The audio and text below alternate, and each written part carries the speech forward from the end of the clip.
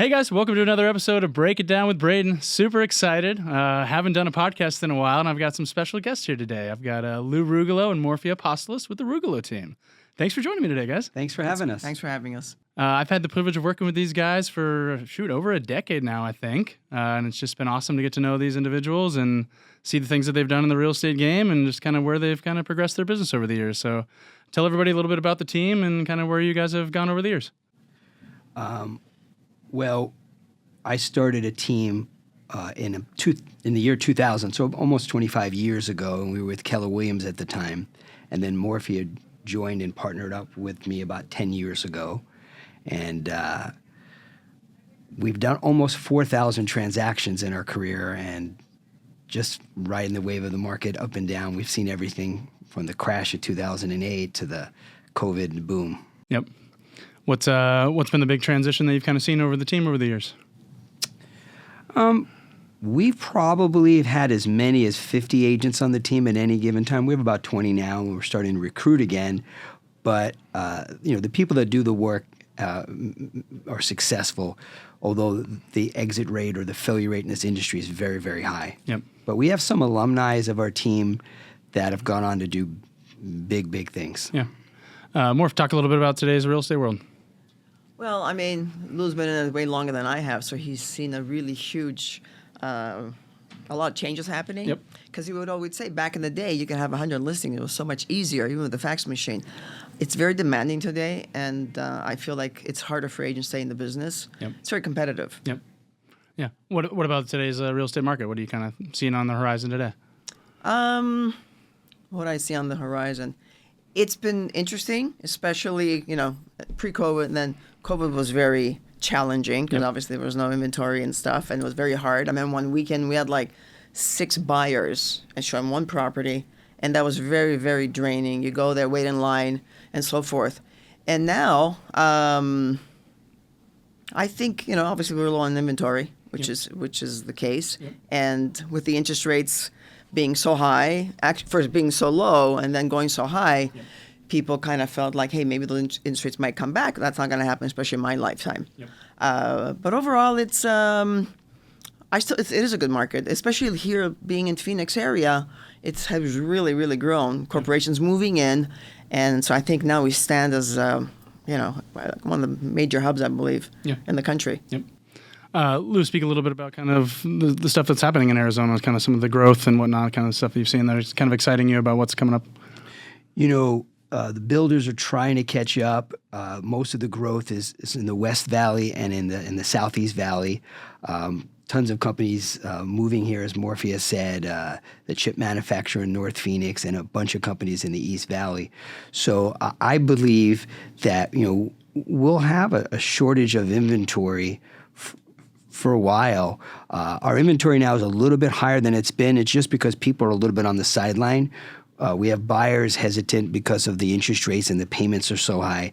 And then we have sellers that would love to move, but they're in a 2.5% to 3.5% rate, and they're just sitting still. When rates drop, and they will eventually, we'll see a lot of sellers put their house on the market, and I think it's like a clogged drain. It'll open up, and then we'll all be very, very busy. Yep. Yeah, I agree. It seems like we've kind of started to somewhat see that a little bit with the little bit of the rate drop. We're like, okay, some people are like, oh, maybe I could get back in the game kind of thing. Because like you said, I mean, everyone's got a 2-3% interest rate. It's hard to walk away from that and kind of go, what do you do kind of thing.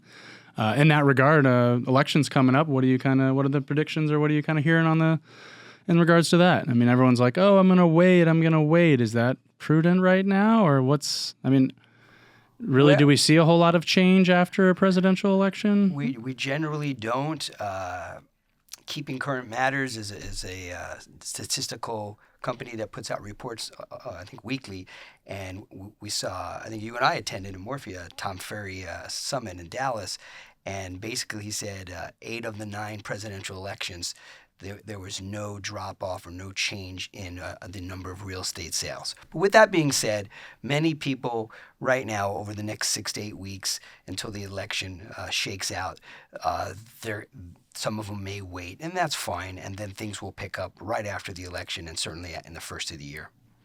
What are you seeing on the sales side in terms of are people able to get top dollar right now? Are you seeing negotiations on the buy side? Are you seeing what are you guys kind of seeing in terms of like just the negotiation? Is there kind of room to make some price adjustments, or what are you kind of seeing with your buyers? Because I think sellers are still think they can get those top prices, and as you can see, they're sitting on the market, and they keep reducing the price.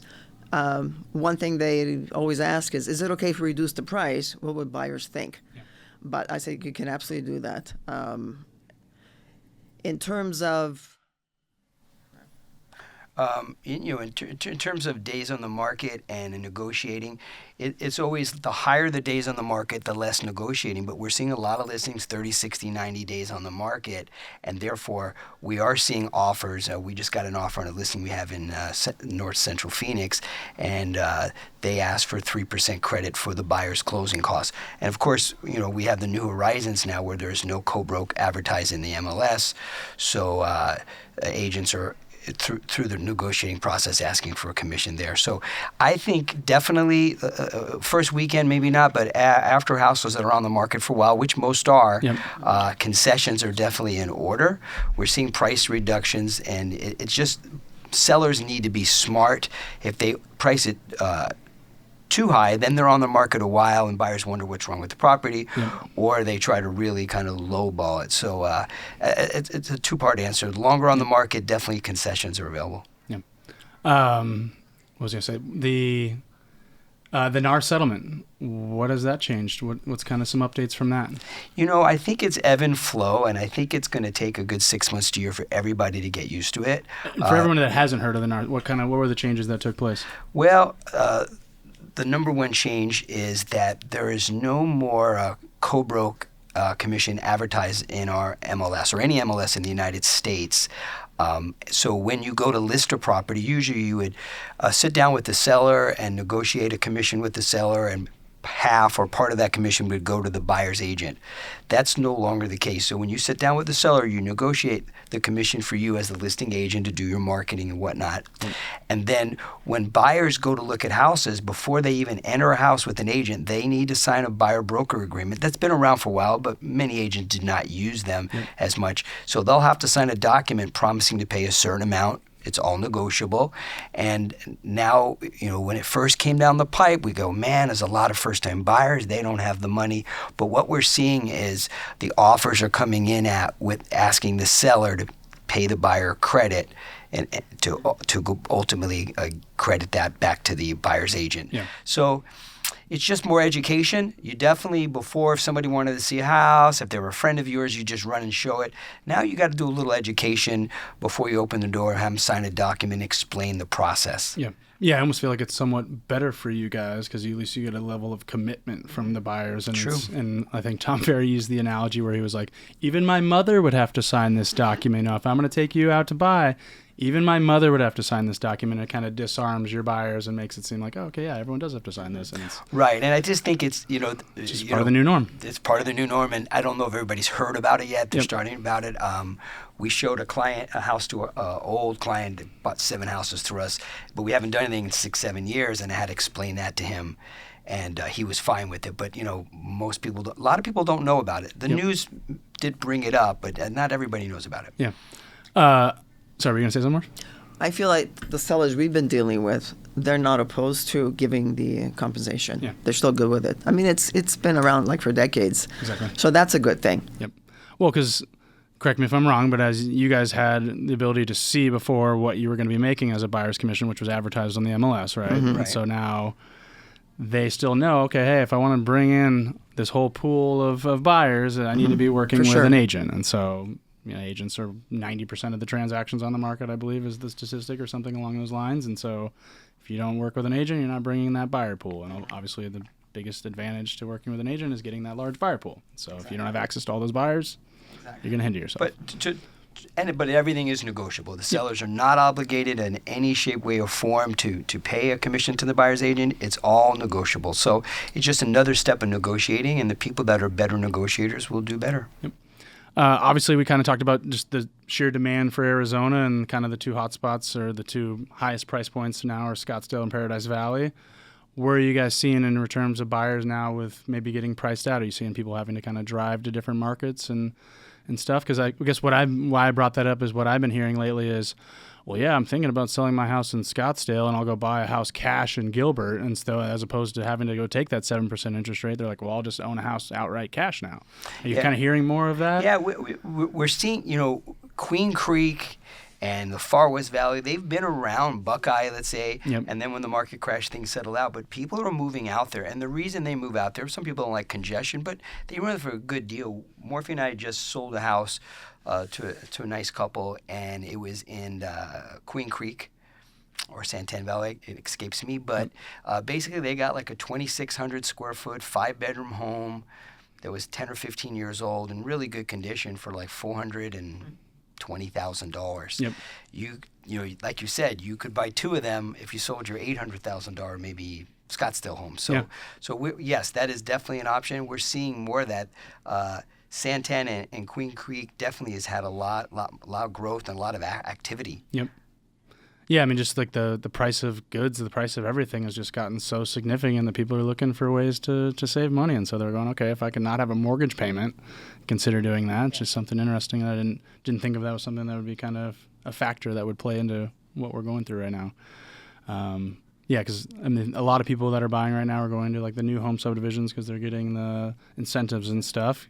Can you talk a little bit about kind of what's taking place in that regard? We haven't done too much new home recently, but yeah, the new home subdivisions, a lot of times they have their own mortgage company. They own the mortgage company, so they're title company too. Title company too, and they're able to offer some good interest. So I'm seeing 4.99, 3.99 rates. And so that's a pretty good incentive because one of the problems is the payments are so high with these 6 to 7% interest rates. So I think that makes it enticing. Always new construction. It's like the new car smell. It looks good. It's perfect. They go into the models. Basically, they're probably not going to upgrade it to that extent, but it is really, really appealing. It's just having stuff closer in. But those new construction places, they're not really having too much of a problem right now. Yeah, that's kind of what I'm seeing too. And we're our offices that are over in Surprise, over in Peoria area, are doing really well because there's just a lot of action over there. It's like you said, it's a newer product, and so everyone's excited to get into the new stuff. Where a lot of these Scottsdale neighborhoods now are getting a little dated. A lot of these Ancala, Desert Mountain, Silverleaf, even DC Ranch, Greyhawk, all these are they were built in like the early 2000s. Right, so 90s. 15 to 20 or 25 years old. They're you're right. They're getting dated unless they've been remodeled. Yeah, and it's a couple $1 million house that they're not going to go and put in a significant chunk of change to get it updated to where they're at today. So it's just it's an interesting market right now. It's it's fun to see.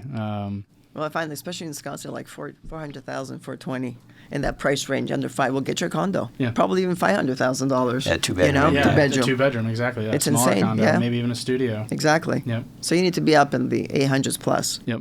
Yeah.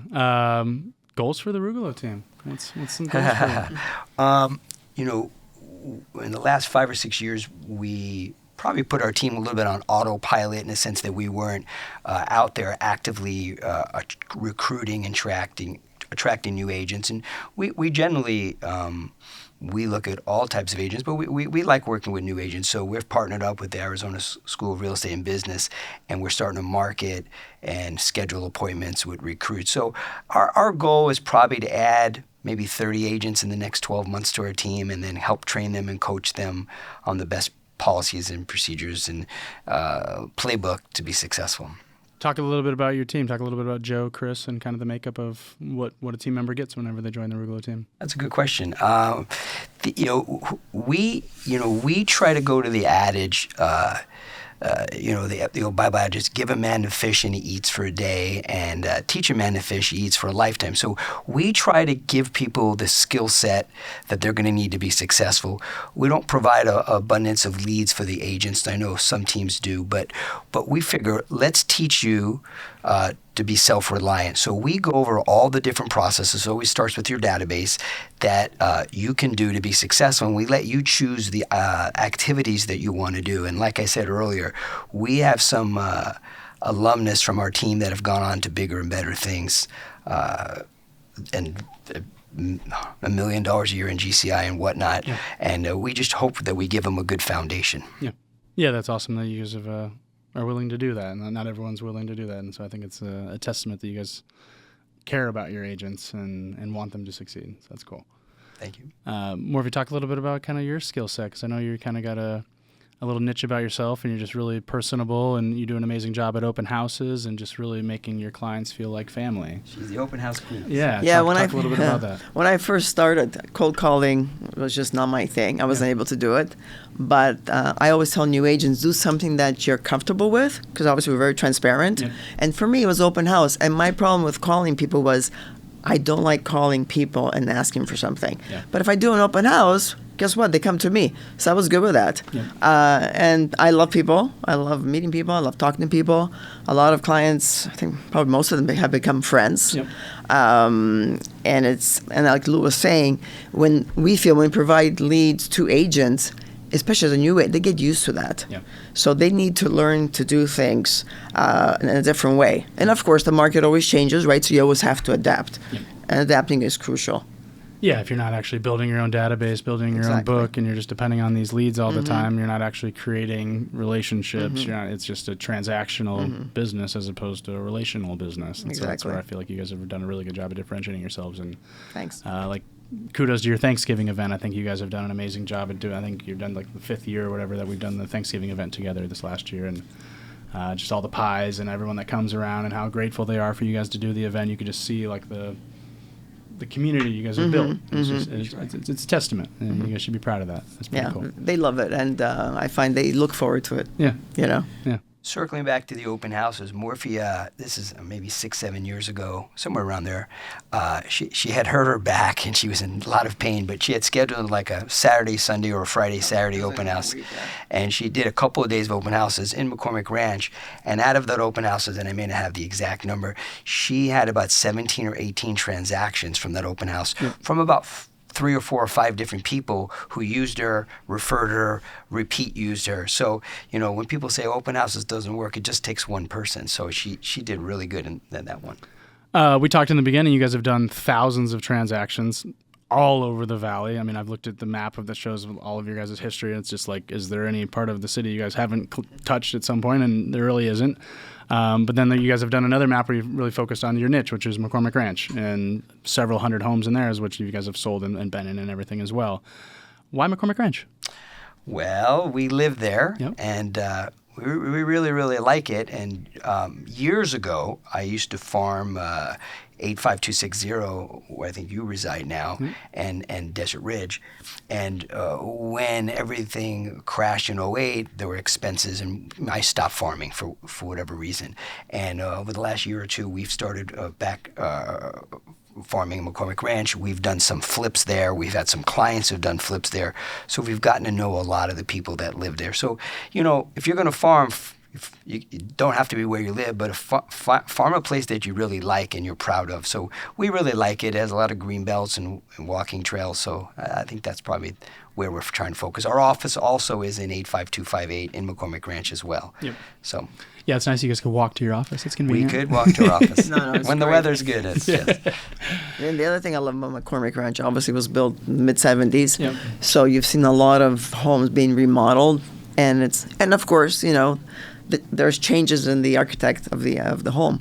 So I love seeing that transition. Yeah. And there's people who've lived there. Their original owner is amazing. And you go see their homes, and they're totally dated as they were when they bought them. So a lot of younger families are coming in. Kids who grew up there are buying homes at McCormick Ranch and having their kids raised. It's just a beautiful community.